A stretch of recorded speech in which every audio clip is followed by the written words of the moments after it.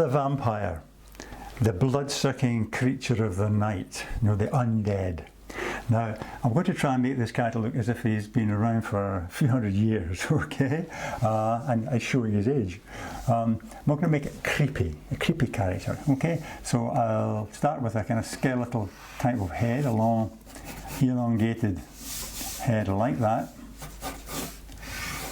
okay?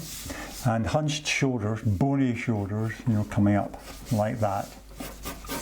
Long, thin arms, the body almost like in an S shape, this kind of curve coming down as he slinks along in the darkness.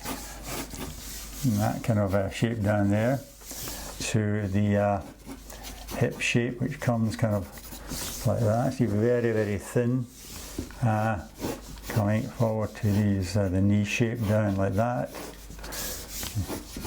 Yeah, these very long, thin legs, which you won't see, but you can imagine them.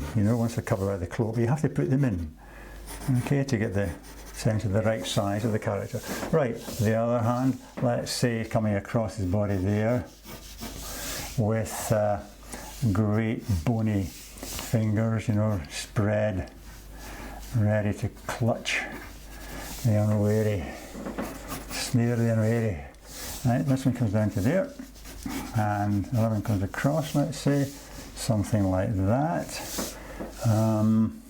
Yeah, and the thumb might be coming down, these bony fingers coming that way, the other fingers coming in there like that. Okay, so let's put the features in now. Otherworldly look a bit vampires, so let's get a thinner pen to get the features a bit. Let's say kind of eyes shaped like that, oval eyes, perhaps a little, tiny little pupil in the centre like that, okay. And the nose coming down, kind of straight nose, kind of a pointed nose, something like that, okay. And the mouth, and the cheekbones coming in there, to fairly a smallish mouth, maybe something like that. But of course, the fangs coming down.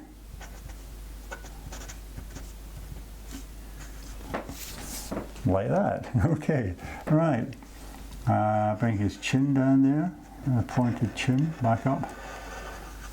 And I think pointed ears as well. That gives it that otherworldly look, something like that. Okay, and a bald head, skull-like head, with the lines coming in, something like that. You could put in a few more lines too, suggest the wrinkles of great age, the creepy vampire head. Okay, right, now let's put the costume in. Because it's hundreds of years old, the costume should look kind of old-fashioned, perhaps something that a count would wear, in the 17th century, something like that. So perhaps, large collar coming around, have a coat coming down like that, and going around in that curve, as I said, and buttoned up all the way down. His bony shoulders coming in like that, wrinkled down to the wrist area there. Right, and the body, and down this other shoulder. This is the other bit of the body there. This other shoulder coming in there with the wrinkles of the sleeve coming down. Like that. And there's some more details, okay. And the great bony clutching fingers, skeletal fingers coming out like that.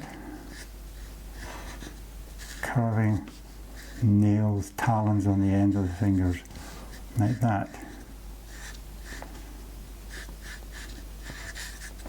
Okay.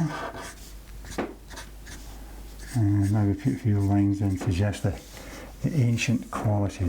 Right, and this hand coming in here, again, the nails, really long, like that, coming in there. Okay, yeah, and the rest of this kind of long coat, tunic kind of thing coming down like that. Give the sense of everything's all kind of tight and buttoned up with this character, you know. There we are, and down like that, and carry on with the buttons all the way down, and finish off, of course, but just simple boot shapes at the bottom there, like that. Okay, that's a vampire out for his midnight stroll. Okay, right, let's have a good guideline and have a look at them. Excellent. Well, I hope to see you again soon. In the meantime, all the best and happy drawing.